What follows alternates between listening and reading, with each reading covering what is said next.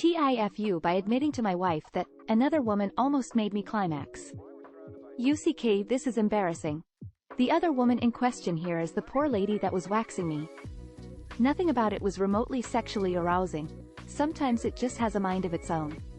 When I started getting hard, she didn't even blink, just smiled casually, noticing how horrified I look, and said that it happens, then carried on with her work.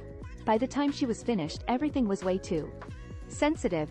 I had to barely hold myself back from mumming multiple times during, so when she was done, immediately went into the bathroom and got off. Then I made the rookie mistake of sharing this with my wife, thinking it's a dumb story we can both laugh about. I'll admit I was feeling a bit guilty too, even though it was something out of my control, which makes it ridiculous. Now she refuses to talk me and says that it's technically cheating for another woman to get my hard, then for me to get off on it. TLDR. I admitted to my wife that I got aroused by waxing and jerked off afterwards, and now she's pissed at me. TIFU by cutting my finger on a broken test tube that I was culturing an unknown strain of bacteria in. Basically, I took off the cap and the glass was broken underneath, and I managed to barely nick my finger. I had a liquid culture growing in the tube, and I have no idea if it got in my cut at all because my hands sweat constantly and are always wet. I am an undergrad researcher and I work on a project that is isolating and identifying bacteria found in howler monkey feces at the local zoo, as well as comparing it to some control samples from around their habitats.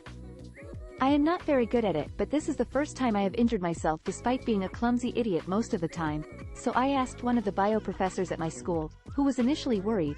It is a bad idea to start a sentence with, "Who do I tell if I injure myself in the lab?" without clarifying that it is a ridiculously tiny cut, and they tell me to call campus police so they can fill out a report. So I call them.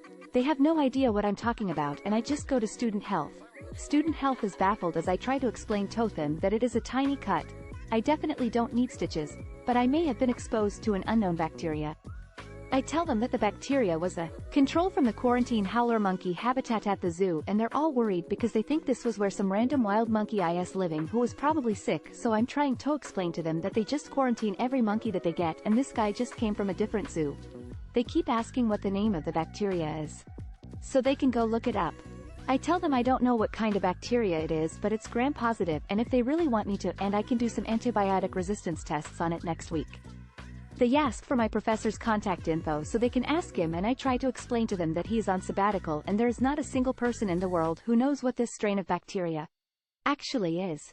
The doctor initially suggested I just do a prophylactic course of antibiotics, but I didn't want that because antibiotic resistance, so she called the county department of health, who Ariel so completely baffled, but say to just treat it like any other cut and contact the state department of health.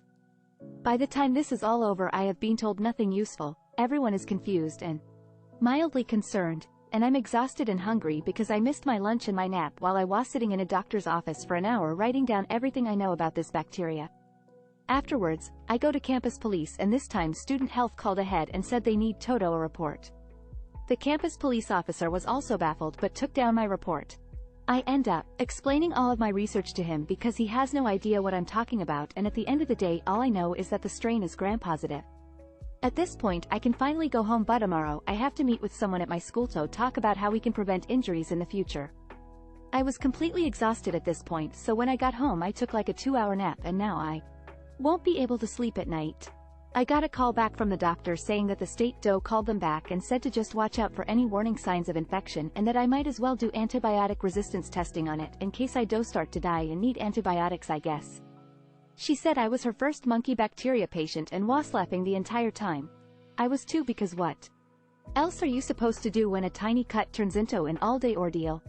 The state DO also said that since this type of monkey isn't known for carrying zoonotic diseases other than like gastrointestinal stuff people get anyway, they aren't super concerned, and since it wasn't a wild monkey I probably won't get sick. I still don't think anyone understands that the bacteria in question did not come from monkey feces but from around where the monkey was living. TLDR, cut myself on a dirty test tube with monkey habitat bacteria in it. No one knew what to do. Everyone is confused. I am tired. If you hear about a new zoonotic monkey disease taking over the planet, it might be my fault. TIFU by learning that I can suck myself off. It all started about 2 months ago when I was hang out with my college friends. We were just drinking and goofing around. Usually, the hangouts end with truth or dare, where the dare progressively get worse. When it was my turn, I thought I was picking the coward's way out by picking truth, but in retrospect, I should have picked dare. I was simply asked, have you ever tried to suck your own ock, to which I said no. But all the guys thought I was lying, and it seems somewhere in their teenage years they had been curious, tried and failed. At first, I laughed at them, but a few days later, when I was home alone, the curiosity got the better of me. I was sure I was going to fail, so I didn't actually think about what would happen if I actually made it. Anyway, I went and locked myself in my bedroom and went for it, and a few seconds later, my tongue was touching it. I adjusted my neck, and I realized I could comfortably put the tip fully in my mouth. I couldn't go any further, so I just started sucking instinctively on the tip for about a minute. In that minute, I felt electric pulses surging throughout my body more than any orgasm I had ever felt. I was about to when I realized I didn't want to come in my mouth, and it all just kind of dawned on me how weird this whole situation was. Immediately stopped and went to bed. The last 2 months have been a living hell because I want tofu that same way I did, but playing with myself or even getting oral from a partner doesn't feel as good. I have no desire to give another person head, but want to do it to myself because it felt so good, but I feel it's also too weird to repeat. So yeah, I'm screwed.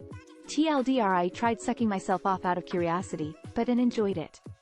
Now, other sexual acts don't feel as good. TIFU by jacking off too much.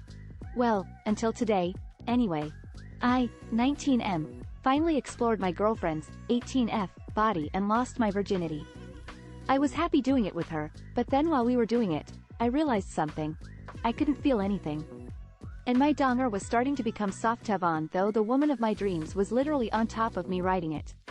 She was feeling good and she said I was doing great, but soon enough she was already getting tired and she asked me why I haven't came yet.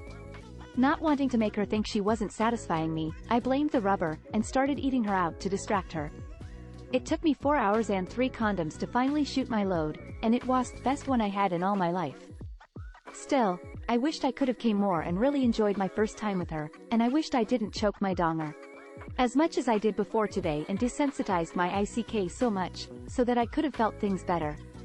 On the bright side, I learned a lot of things about a woman's body. One of the things I learned is that the lit isn't as hard to find as people make it out to be. My girl was happy. I was so relieved when she said that I wasn't as small as she thought I was, which definitely boosted my confidence. And lastly, my friends cannot tease the hit out of me for being a virgin anymore, because I am no longer one. So to my virgin brethren out there, don't jack off too much, or you won't enjoy your first time. TLDR, I jacked off too much before I lost my virginity, and I couldn't enjoy my first time as much as I wanted to.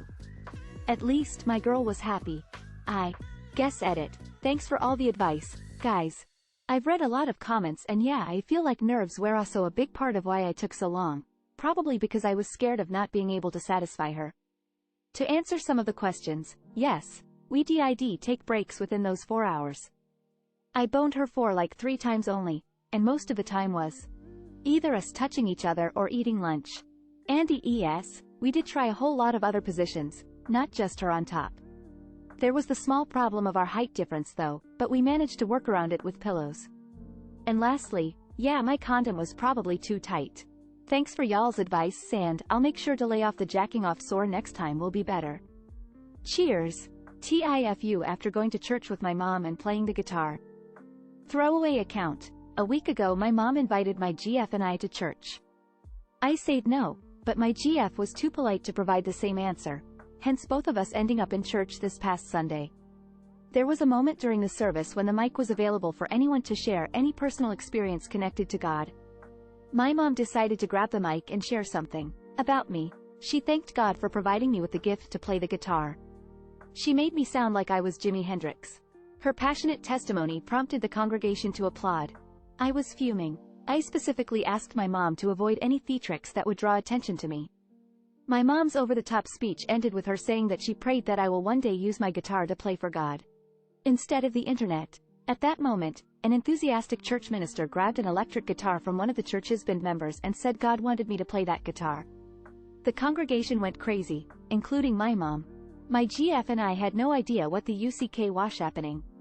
The minister encouraged me to approach the stage and allow God to guide my hand. As I played the guitar, I awkwardly stood on stage, struggling to think of something to play. I was like, Okay, Big G, if you're up there, here goes nothing. I went full Scott Pilgrim. When I was down, I said that was Down with the Sickness by Disturbed. My mom looked uncomfortable. Everyone did. Except my GF. She looked entertained. The atmosphere in church was no longer as joyous. The minister took the guitar away, put both his hands on my head, and prayed for me like he was expelling evil. It was embarrassing walking back to my seat after hearing someone pray for my soul to be saved. DRI played the guitar in church, but the crowd didn't approve of my taste in my music, so I had to be prayed for to save my soul from darkness.